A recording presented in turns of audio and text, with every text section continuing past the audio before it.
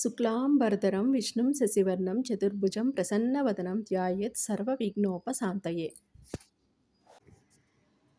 14వ రోజు ఈరోజు చతుర్దశి. ఈరోజు పాషాణ చతుర్దశి మహావ్రతము జరుపు పుణ్యకాలము.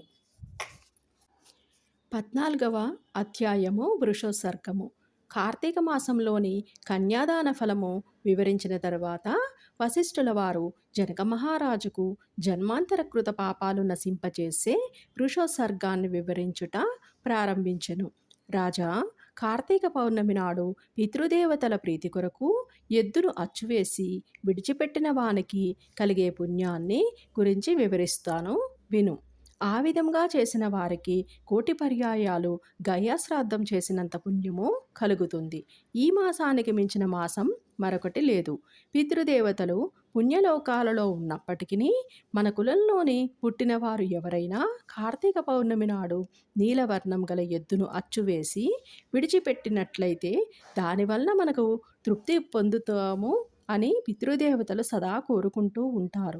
కార్తీక మాసంలోని ధనవంతుడు కానీ బీదవాడు కానీ పీనాసితనం వలన వృషోత్సర్గము చేయకపోయినట్లయితే వాడు యమాజ్ఞ వలన అంధతమస్సు అనే నరకము పొందుతాడు. ప్రతి సంవత్సరము పిండదానం వలన, గయాశ్రాద్ధం వల్ల, ప్రత్యార్థిక శ్రాద్ధం వలన, పుణ్య స్థలాలైన యాత్రలు చేయటం వలన, అమావాస్యలోని తర్పణాలు విడవటం వలన, మహాలయ శ్రాద్ధం వలన ఎంత పుణ్యం కలుగుతుందో అంతకంటే ఎక్కువ పౌర్ణమి నాడు చేసిన వృషోత్సర్గం వలన కలుగుతుంది. అటువంటి వృషోత్సర్గం కంటే మించిన పుణ్యకర్మ లేదు.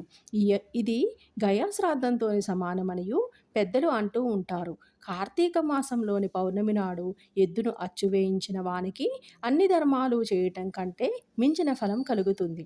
మరియు దేవర్షి పితరాదుల నుంచి రుణాల నుంచి విముక్తి కలుగుతుంది.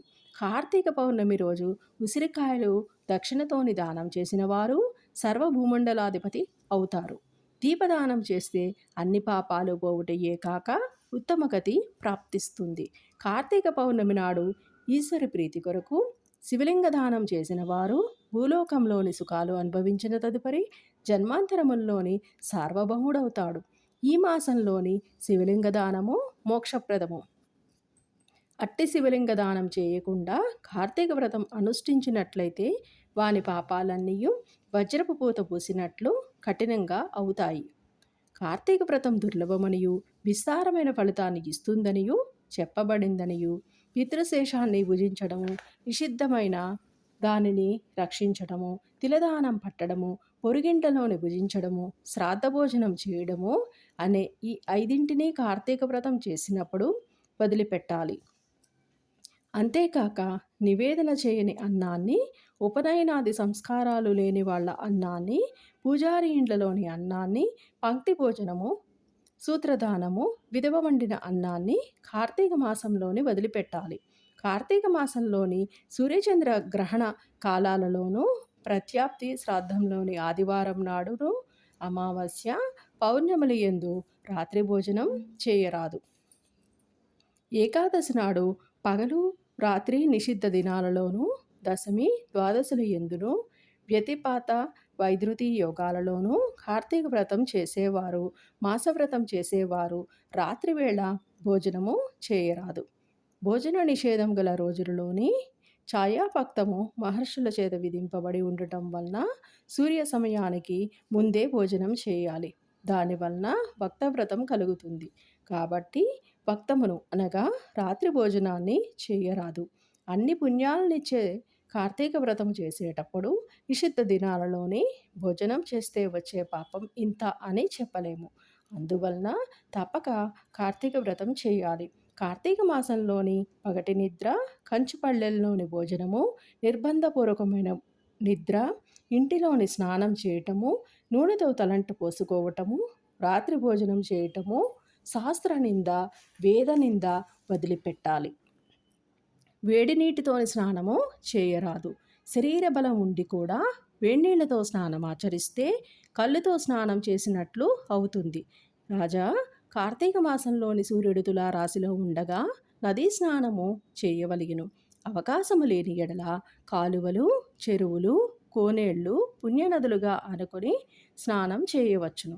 స్నానం చేసిన తర్వాత సూర్యమండల మధ్యనున్న శ్రీ మహావిష్ణుమూర్తికి నమస్కరించి విష్ణు కథలు చెప్పుకుంటూ ఇంటికి రావలెను. సాయంకాలము సంధ్యావందనాలు, సాష్టాంగాలు చేసుకొని కాళ్ళు కడుక్కొని ఆచమనం చేసి ఈశ్వరునికి కల్పోక్త ప్రాకారము షోడశోపచార పూజ చేయాలి. ఈ మాసమంతా సహస్రనామార్చన చేయాలి. ప్రతిరోజు సాయంకాలము విష్ణు సన్నిధిలోని దీపమాలలు ఉంచాలి. వినాశితనం చూపక తన యథాశక్తిగా బ్రాహ్మణులకు దక్షిణ తాంబూలాలు ఇవ్వాలి. భక్తవ్రతము చేసేవారికి అన్ని పాపాలు కృశించిపోతాయనియు నారదాది మహర్షులు అంటారు. కార్తీక చతుర్దశి రోజు పితృదేవతలను ఉద్దేశించి భక్తితో ఒక బ్రాహ్మణునికైనా భోజనం పెట్టిన వారి ఇతరులంతా సంతోషంతోని తృప్తి పడతారు. నువ్వుల దానం చేస్తే పితృదేవతలంతా తృప్తి చెందుతారు. ఫలదానం చేస్తే సంతాన నష్టం కలుగదు. కార్తీక చతుర్దశి నాడు ఉపవాసం ఉండి శివారాధన చేసిన వారు శంకరతుల్యులవుతారు. పరమ పవిత్రం అయిన ఈ అధ్యాయం విన్నవానికి పాపాలన్నీ నిస్సంశయముగా నశిస్తాయి. ఈ కార్తీక వ్రతం చేయని వారికి 100 నీచ జన్మలు, తదుపరి 200 నక్క జన్మలు, 300 పంది జన్మలు, 400 కుక్క జన్మలు, 500 పిల్లి జన్మలు, 600 ఎలుక జన్మలు కలుగుతాయి. కార్తీక వ్రతం చేసేవారికి 15 జన్మలకు ముందే ఆ పుణ్య ప్రభావం వలన తన నిమిత్తము వృత్తులను చేర్చుకొనును. మరు జన్మలోని జ్వాలావర్తుల సంయోగము లభిస్తుంది. కార్తీక ద్వాదశి నాడు తన పుణ్య శరీరమున విష్ణువు సన్నిధానములోని మహా గొప్ప జ్వాల కలుగుతుంది.